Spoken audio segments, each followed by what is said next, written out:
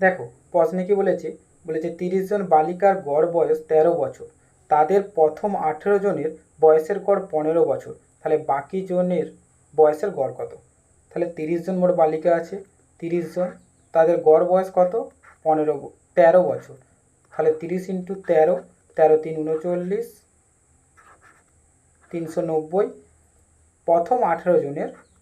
প্রথম 18 জন ব্যক্তির মানে প্রথম 18 জন বালিকার গড় বয়স কত বলেছে? 15 বছর।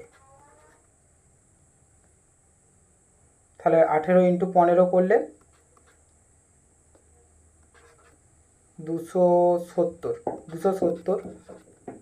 তাহলে 390 থেকে 270 বিয়োগ করে দাও, 0, 2, 1, 120 থাকে। দেখো প্রথম 18 জনের, তাহলে 30 জনের মধ্যে 18 জনের বয়সের গড় 15 বছর, তাহলে কতজন থাকে? এটা ডিফারেন্স 12 জন থাকছে। তাহলে 120/12, 10। Option A right answer.